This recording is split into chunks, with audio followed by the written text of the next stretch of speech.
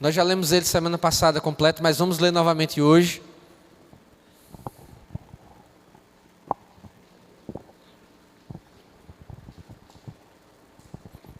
Salmo 32.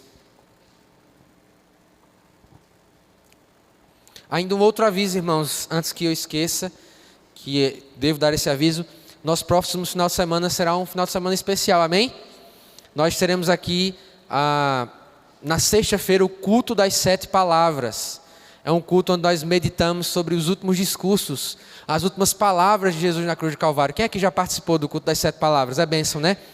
Teremos nessa sexta-feira culto das 7 palavras às 9h30 da manhã. Sábado não há programação na igreja, mas no domingo estaremos aqui para o culto da ressurreição, ceia do Senhor, um culto especial também para nós lembrarmos não apenas a morte do nosso Senhor Jesus, mas que Ele vive e que Ele venceu a morte. E porque Ele vive, como diz a música, nós podemos crer no amanhã. Amém? Então, temos essa programação no próximo final de semana, que você possa estar presente. E por conta dessa programação, especialmente nessa quinta-feira, nós não teremos os céus. Então os céus nessa quinta-feira agora, eles não vão acontecer para que a gente possa estar juntos aqui cedo na sexta-feira, nas 9h30, podendo adorar o Senhor juntos. Se você não vai viajar, tem alguma programação já pré-agendada, esteja aqui, convide pessoas, irmãos. Nós temos experiências assim extraordinárias, porque quando a gente fala sobre a cruz de Cristo, quando a gente fala sobre o amor de Jesus assim, de modo especial, como é no culto das 7 palavras, Deus pode tocar corações. Então convide pessoas para estar participando, vindo para esse culto em nome do Senhor Jesus. Salmo 32, quem achou, dá um glória a Deus aí. Mesmo assentados, mas com reverência à palavra do Senhor. Como é feliz aquele que tem suas transgressões perdoadas e os seus pecados apagados. Como é feliz aquele a quem o Senhor não atribui culpa e em quem não há hipocrisia. Enquanto eu mantinha escondidos os meus pecados, o meu corpo definhava de tanto gemer, pois dia e noite a tua mão pesava sobre mim. Minhas forças foram se esgotando, como em tempo de seca. Então reconheci diante de ti o meu pecado, e não encobri as minhas culpas. Eu disse: confessarei as minhas transgressões ao Senhor, e tu perdoaste a culpa do meu pecado. Glória a Deus. Portanto, que todos os que são fiéis orem a ti, enquanto pode ser encontrado. Quando as muitas águas se levantarem, elas não os atingirão. Tu és o meu abrigo. Tu me preservarás das angústias e me secarás de canções de livramento. Eu o instruirei e o ensinarei no caminho que você deve seguir. Eu o aconselharei e cuidarei de você. Não sejam como o cavalo ou o burro, que não têm entendimento, mas precisam ser controlados com freios e rédeas. Caso contrário, não obedecem. Muitas são as dores dos ímpios, mas a bondade do Senhor protege quem nele confia. Alegrem-se no Senhor e exultem, vocês que são justos. Cantem de alegria, todos vocês que são retos de coração. Amém? Vamos orar ao Senhor pedindo que Ele fale conosco. Você quer ouvir a voz do Senhor? Continuar, na verdade, ouvindo a voz do Senhor? Então, peça isso comigo hoje, nessa manhã. Pai Santo, nós queremos te agradecer, Jesus, pela Tua palavra. Queremos te pedir, Senhor, que ela fale aos nossos corações hoje. Queremos, ó Deus, que ela nos desafie. Queremos que ela nos leve a um lugar mais profundo de entendimento de quem o Senhor é. Mas principalmente, especialmente hoje, nessa manhã, nós te pedimos que a Tua palavra nos dê uma visão ampla, profunda e muito séria a respeito do pecado. É isso que nós te pedimos, Pai. Em nome de Jesus. Amém. Amém, meus irmãos. Queridos, nesse mês de abril nós estamos sendo desafiados a pensar sobre o cuidado de Deus. E na semana passada eu trouxe algo para a gente pensar e quero trazer novamente para você pensar a respeito disso, na introdução que a gente fez a partir dessa passagem. Irmãos, eu não sei se temos 5 textos melhores na Bíblia sobre o cuidado de Deus, sobre esse cuidado particular, esse cuidado fiel de Deus do que o Salmo 32.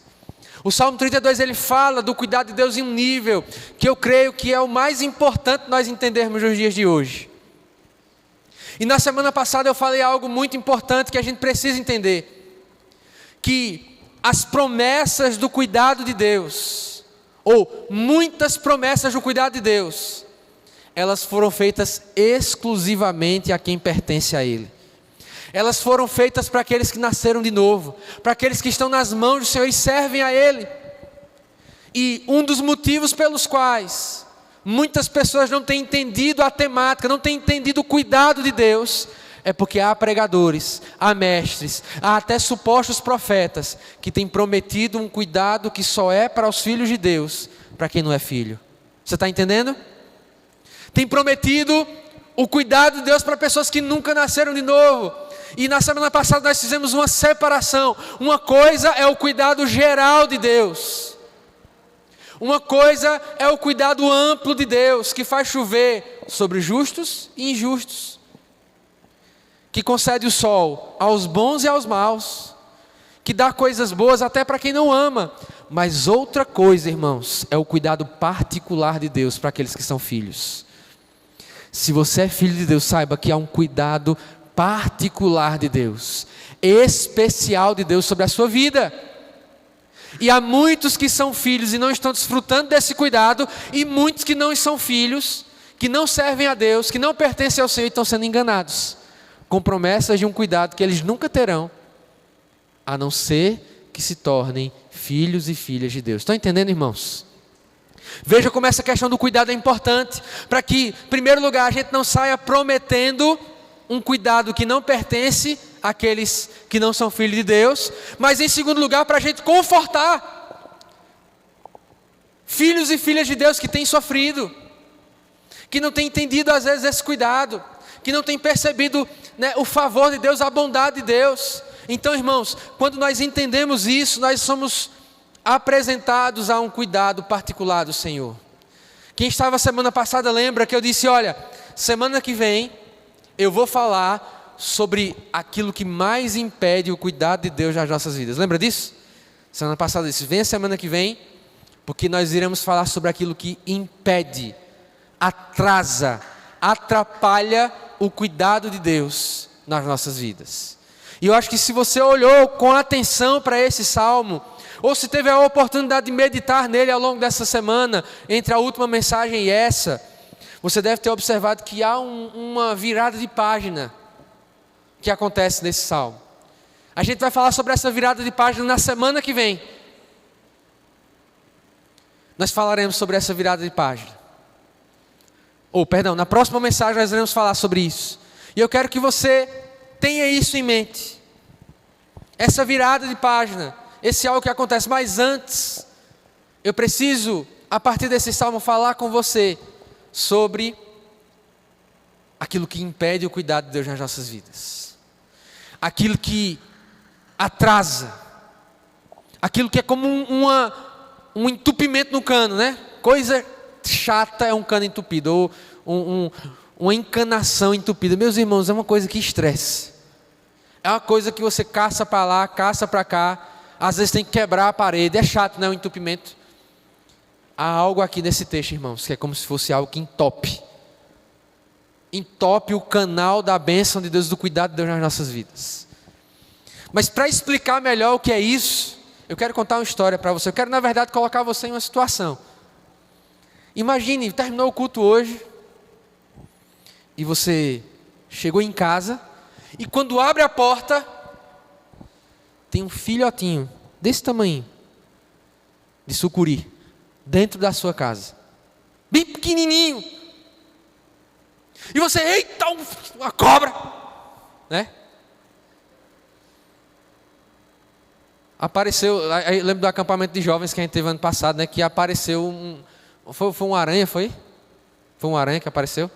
Apareceu uma aranha, rapaz, essa era quase um giraia, porque vira colchão, sandalhada, e ela era quase o Batman, a aranha. Enfim, até hoje não se sabe.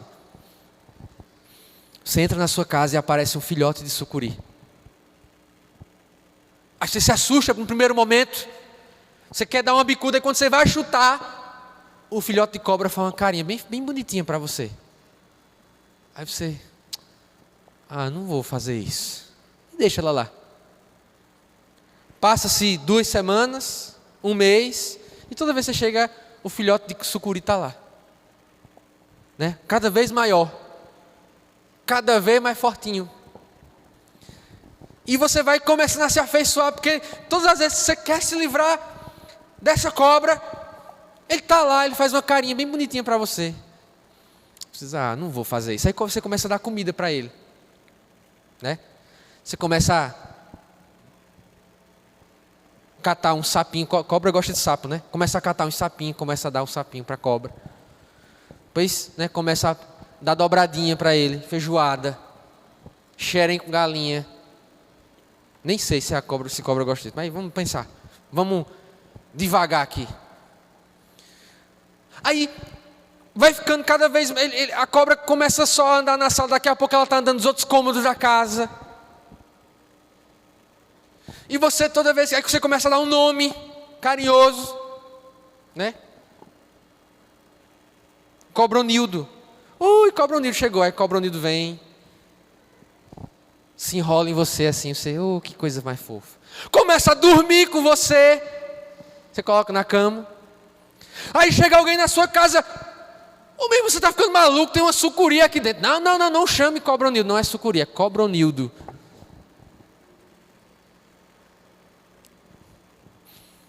Irmãos, essa historinha ilustra aquilo que muitas pessoas têm feito com o pecado.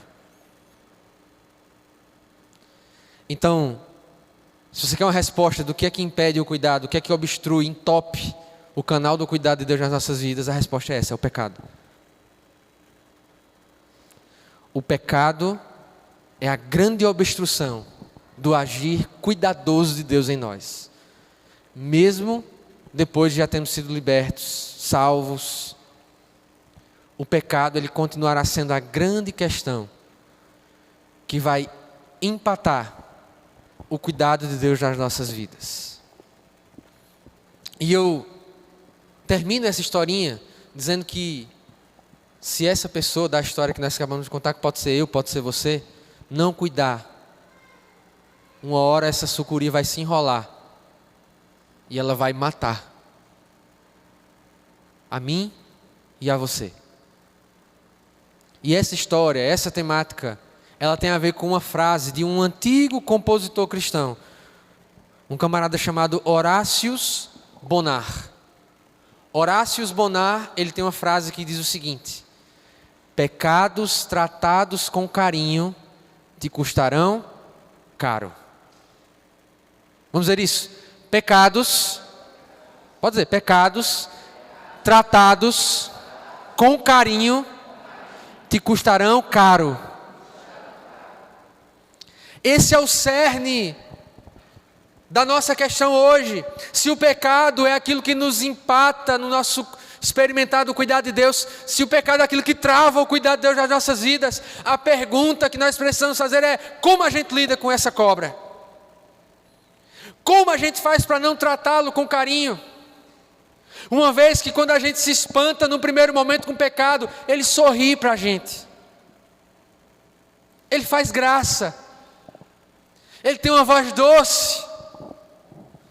Como nós tratamos o pecado, se não devemos tratá-lo com carinho? Se o pecado que uma hora nos embala, como se estivesse embalando um bebê, daí a pouco nos sufoca. Como eu trato o pecado, pastor? Esse salmo, ele nos dá a resposta, porque metade dele é sobre a questão do pecado. Metade desse salmo que fala sobre o cuidado de Deus, fala sobre o que impede o cuidado de Deus, que é o pecado. E grave isso, irmãos, todo verdadeiro cristão, ele precisa entender como é a dinâmica do pecado. Ele precisa estar atento a como o pecado se infiltra na vida da pessoa. Ele precisa estar alerta. Todo verdadeiro cristão, ele faz guerra contra o pecado. Se pecados tratados com carinho custam caro, significa que a gente não deve tratar com carinho o pecado. Faça guerra. Hoje, é uma palavra para nos desafiar a fazer guerra contra o pecado, a não baixar a guarda, a não sermos displicentes, a não estarmos à toa com o pecado. Irmãos, alguns anos atrás eu fui pego de surpresa com um entendimento muito importante da palavra de Deus. Tem muitas pessoas que têm medo do diabo, dos demônios, de Satanás. A Bíblia diz, irmãos, a respeito dos demônios de Satanás: resistam ao maligno e ele fugirá. Mas não há uma passagem na Escritura dizendo resistam ao pecado. Não há uma. Tem? Fujam. Corram. Fujam da aparência do mal. Não é nem do mal. Parece que é ruim, pastor. Fuja. Porque, irmãos, muito, inclusive, do poder e da ação de Satanás reside no pecado. Tiago, em sua carta, ele diz: quando você for tentado, não diga eu estou sendo tentado por Deus, porque cada um é tentado pelo seu próprio mau desejo. E esse mau desejo, uma vez que ele é gerado no coração, como o ovo que é chocado pela galinha, ele dá à luz e se transforma em pecado. Ou seja, há um processo de gestação do pecado. Se nós não tivermos essa consciência, se nós não tivermos uma visão profunda, se nós não tivermos um entendimento a respeito do pecado, todas as vezes ele vai nos estrangular. E o Salmo ele começa ao contrário, porque ele diz: como é feliz aquele que tem as suas transgressões perdoadas, e seus pecados apagados. Bem-aventurado. Como é feliz, irmãos. A verdadeira felicidade, então, para esse salmo, e que destrava o cuidado de Deus, é quando nosso pecado é perdoado. É quando a nossa culpa é retirada. É quando a gente não mais precisa carregar esse fardo. Como é feliz, bem-aventurado, repete o texto, muito feliz. Aquele a quem o Senhor não atribui culpa e em quem não há hipocrisia. Então, mais do que ter o pecado perdoado, o Salmo está dizendo: olha, além disso, é muito feliz aquela pessoa que não age como se não tivesse pecado. É o que, pastor? É isso que o Salmo está trazendo por hipocrisia. Porque veja, quando o Salmo diz a quem o Senhor não atribui culpa e em quem não há hipocrisia, ele está dizendo o seguinte: bem-aventurado aquele que foi perdoado, e bem-aventurado aquele que não finge que foi perdoado. Ou seja, em quem não há hipocrisia. Ou seja, aquele que não está fazendo de conta que foi perdoado. E é, pastor? É. O que esse texto está dizendo aqui? É possível viver com essa cobra dentro de casa e parecer que não é. E parecer que não tem. É possível viver uma vida em que eu não trato o pecado com a seriedade que ele tem e faço as minhas coisas de crente normal. Abrigar o pecado, acoitar o pecado, enrolar o pecado e mesmo assim fazer de conta que ele não está lá. Então a felicidade verdadeira, irmãos, aquela felicidade que experimenta o cuidado de Deus, é aquela felicidade que sabe: eu fui perdoado. Né? Como diz a antiga música do Kleber Lucas: eu fui perdoado, aleluia, eu sou livre.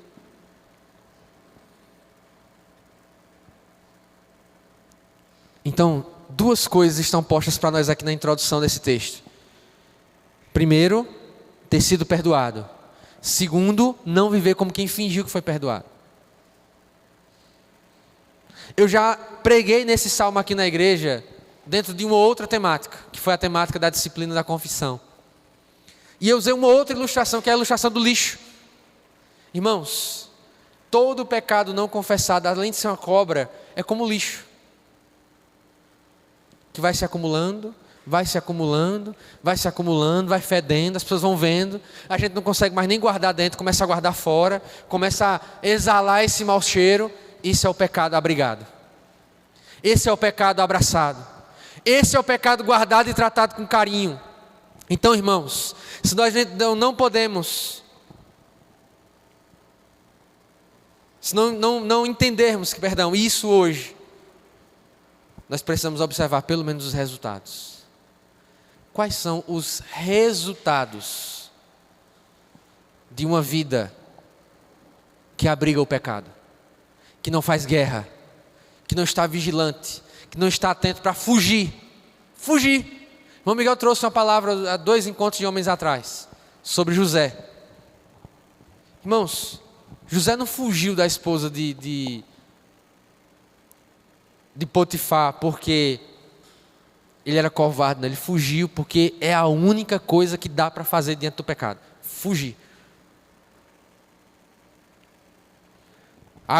Pastor Abner trouxe quando ele pregou, semana passada, não lembro mais, foi semana passada. Enfim, foi atrasada, né? O pastor Abner, quando ele pregou, ele citou na entrevista de Billy Graham, em que perguntaram a Billy Graham, se... A gente está falando de Billy Graham. Se eu ficasse trancado no quarto com uma mulher que não é a sua esposa, e ela se despisse, você trairia a sua esposa? Aí a resposta dele foi, sim. Meu Deus! Calma lá. Tem a conclusão da resposta.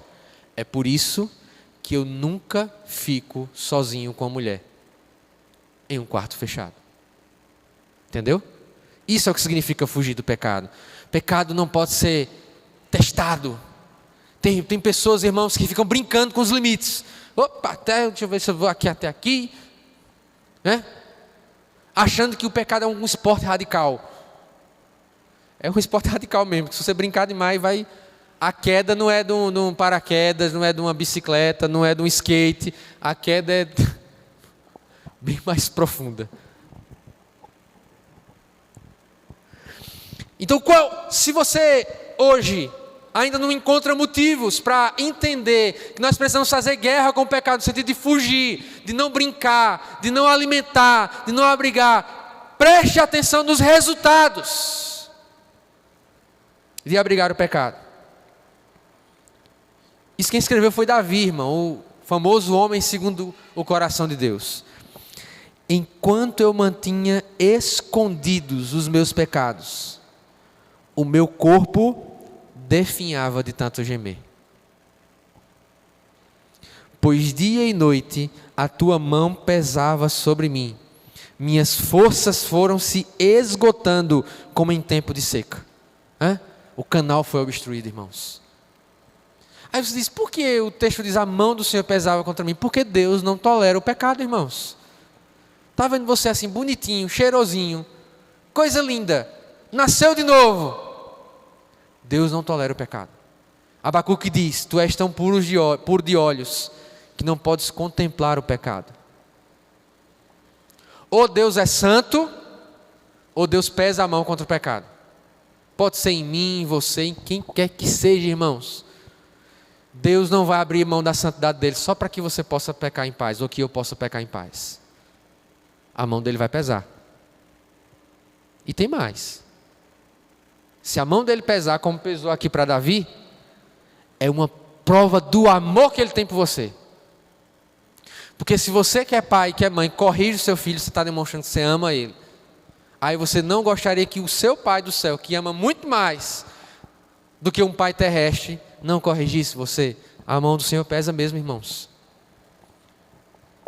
Ai, não pode dizer que Deus castiga. Deus castiga, irmãos. Tem várias vezes na palavra de Deus castigando. E Ele castiga principalmente aqueles que são dele. Pedro diz explicitamente, o juízo de Deus começa na sua casa. A diferença de nós, para aqueles que não servem a Deus, é que quando a gente leva a lapada, a gente faz, entendi, Senhor, eu entendi, agora eu vou pelo lugar certo. O ímpio diz assim, eu vou continuar na impiedade. É só essa a diferença. A diferença é que quando a lapada vem para nós, a gente diz, entendi, Senhor, está tudo certo agora, não. Quão boas são as lapadas de Deus para aqueles que são seus filhos. Mas para aqueles que não são, irmãos, misericórdia. A experiência tem demonstrado que Deus ele usa de artifícios cada vez mais duros, usa de recursos cada vez mais duros, e quanto mais um coração se endurece, você já observou isso na vida de algumas pessoas? Coisas cada vez piores vão acontecendo, e a gente que é crente, né, que sabe, essa pessoa não está vendo, será que essa pessoa não está percebendo que Deus está permitindo que isso aconteça? Mas o coração vai se endurecendo mais, vai se endurecendo mais. Deixa eu dar uma dica para você. Da próxima vez que uma pessoa que não serve a Cristo vier reclamar de uma grande coisa que está acontecendo, de um problema, de uma luta, de uma situação, só faz uma pergunta só: você não está percebendo? Faça só essa pergunta. Antes de dizer qualquer coisa, se alguém que não serve a Deus vier até você com uma queixa, com uma dor, uma doença, uma luta, um problema, o dinheiro que está faltando, diga só isso: será que você não está percebendo? Quando alguém que não serve ao Senhor vier e dizer assim: rapaz, parece que só está piorando, aí você diz: será que você não está percebendo? Para deixar assim, uma minhoquinha assim na cabeça da pessoa, pelo menos ela pensar: será que você não está percebendo? Mas isso também é válido para os filhos de Deus. Esses são os resultados de uma vida que não confessa pecado, irmãos. Definhamos, esmorecemos. Deixa eu falar uma coisa aqui com todo temor. Há muitas pessoas que estão adoecidas, e não sou eu que disse isso. O apóstolo Paulo fala isso, falando sobre a ceia do Senhor. Há muitas pessoas que estão doentes, e não é psicológico, não é falta de vitamina D, vitamina B12, vitamina não sei das quantas, não é falta de exercício físico. Há pessoas que estão adoecendo e a questão é espiritual, acumularam o pecado, abrigaram o pecado. Você crê na palavra de Deus, meu irmão? Amém? A palavra de Deus diz que o pecado adoece, o pecado definha, o pecado rouba a nossa força. Então, tão certa quanto é a palavra de Deus, o pecado pode produzir efeitos físicos na vida de alguém.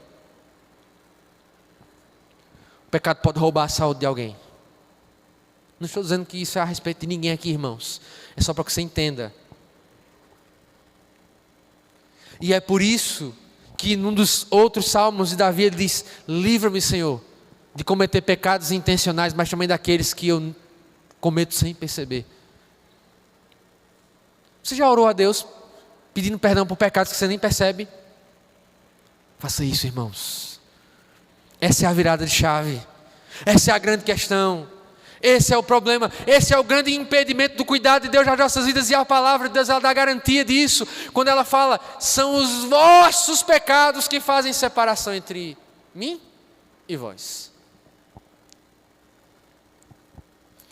De modo, irmãos, que conscientes dos resultados do pecado, conscientes daquilo que o pecado pode fazer na nossa vida, roubar a nossa força, minar a nossa energia, acabar com a gente. Nós temos um exemplo clássico, irmãos, de como o espiritual acaba com aquilo que é carnal. Há aquela frase de Jesus, né? Quando ele estava orando no Monte das Oliveiras, e ele diz: vigiai e orai, para os seus discípulos, porque o espírito está pronto, mas a carne é fraca. Aí os abestalhados usam essa frase de Jesus. Olha, tem que ter muita coragem para usar uma frase de Jesus, totalmente fora do que Jesus disse. Eu falhei, eu pequei, eu fiz de novo porque a carne é fraca, né, pastor? Filisteu. Jesus não estava falando disso, não. Jesus estava dizendo que a carne não lida com as coisas espirituais. A carne não aguenta aquilo que é espiritual. Aquilo que estava acontecendo ali ao redor de Jesus era uma batalha espiritual. Ele estava dizendo: o corpo, a carne não aguenta isso. E ele estava dizendo quem? Para os discípulos que estavam dormindo, cansado. Vigie, a carne não aguenta mesmo não, fica ligado, né? Fala assim para alguém: Não diga assim não para alguém que está do seu lado. Diga assim, diz assim para alguém, olha, a gente vai viajar amanhã para Paris. Eu pergunto a você, essa pessoa vai dormir? Está aqui a passagem paga. Presente de aniversário para a irmã Camila, hoje está fazendo aniversário, glória a Deus. Vai para Paris, conhecer o Louvre, conhecer a Torre Eiffel, né? E outras coisas tantas. Está aqui, pago, tudo pago. Camila dorme de hoje para amanhã. Agora diz assim para Camila ou para qualquer um: hoje tem vigília, irmão. Vai virar a noite orando.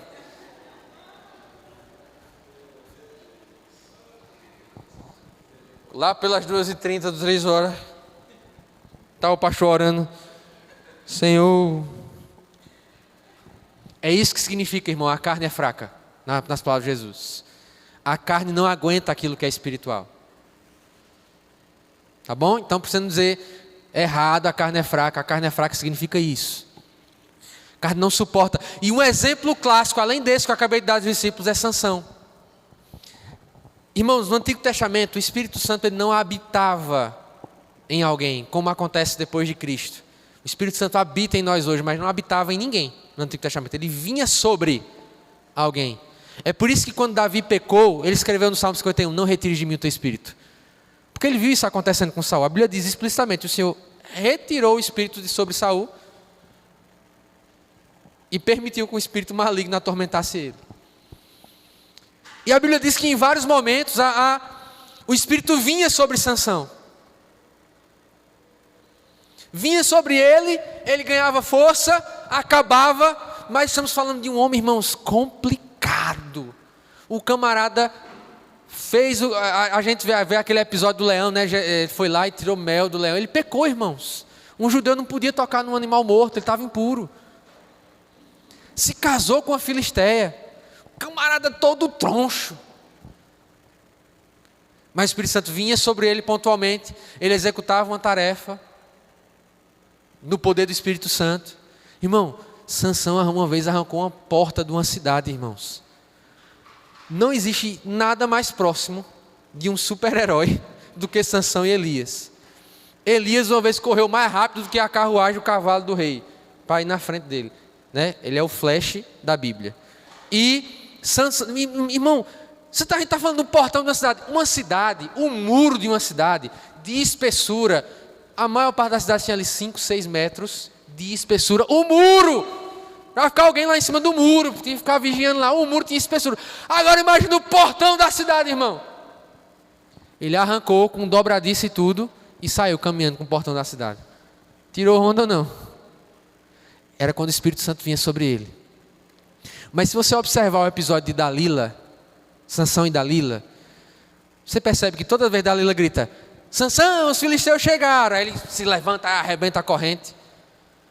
E uma certa vez eu estava lendo esse texto, estudando um pouco mais a vida de Sansão, e eu ficava pensando: rapaz, que sono da gota é esse que esse homem estava? Que toda vez tinha que a mulher acordar ele. Que sono é esse? Ele nem acaba tomar 5 cartelas de maracujina. Irmãos, é simplesmente um homem sobre quem vinha o poder do Espírito Santo e a carne dele não aguentava. Cansaço. Isso é o que explica. Isso é o que explica, por exemplo, Elias ser tremendamente usado pelo Espírito Santo. Tem 400 profetas de Baal. É chuva que vem, é fogo que cai do céu. E daí uma hora Elias diz assim: eu quero morrer. Porque a carne não aguenta o agir poderoso do Espírito Santo. Então tenha cuidado quando diga assim: Espírito Santo, eu quero experimentar todo o seu poder. Tenha cuidado, viu? Pode pedir, não tem problema pedir não. Eu peço, inclusive. Agora peço sabendo que quando o poder de Deus vem, meu irmão, é desmaio, é fraqueza, é tudo que você imaginar. Então, irmãos, concluindo aquilo que nós temos para compartilhar hoje com vocês, eu espero que nessa manhã nós possamos ter um entendimento muito sério a respeito do pecado. Todas as histórias que eu contei aqui, todas as ilustrações que eu trouxe, é impossível, irmãos, experimentar o cuidado de Deus particular, né, nas pequenas áreas da nossa vida, sem nos livrarmos do pecado, irmãos. Sem tirar o lixo da nossa casa. E a única forma de fazer isso é confessando. confessando. Crie um ambiente de confissão de pecados na sua vida. Tem gente que acha que arrependimento é só para o momento que a gente se converteu. Eu oro dizendo que me arrependo dos meus pecados. Não, você precisa se arrepender todos os dias e confessar o seu pecado. Isso é uma disciplina espiritual. Isso é uma disciplina espiritual, a gente precisa fazer sempre. A falta de uma disciplina gera problemas para nós. E assim como todas as outras disciplinas espirituais, precisamos confessar os nossos pecados ao Senhor. Amém, irmãos? Fique de pé, nós vamos orar nessa manhã.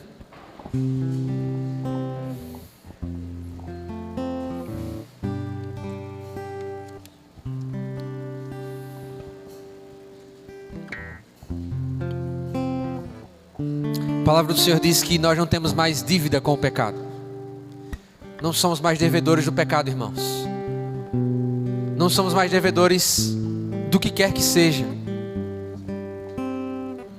Nós somos devedores de Cristo, eternos devedores. E eu não digo isso no sentido que você vai pagar alguma coisa para Cristo, mas no sentido que você não tem mais compromisso com o pecado, irmãos. Então vamos orar nessa manhã dizendo: Senhor, eu quero romper mais uma vez com o pecado. Eu quero acabar. Eu quero fazer guerra a partir de hoje. Eu não quero abrigar. Eu não quero nem pensar na aparência do mal. Eu não quero deixar brechas.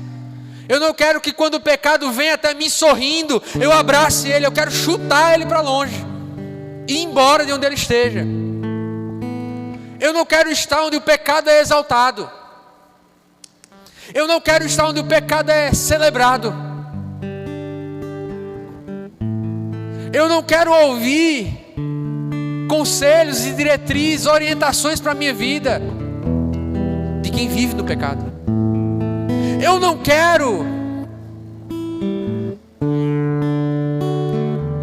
olhar para aquilo que vai me levar ao pecado. Eu não quero conversas que alimentarão o pecado. Amém, irmãos? Vamos fazer essa oração hoje? Senhor, essa manhã nós entendemos, ó Deus, que há uma batalha a ser travada, Pai. E essa manhã nós oramos, eu oro por mim, por cada um dos meus irmãos, pedindo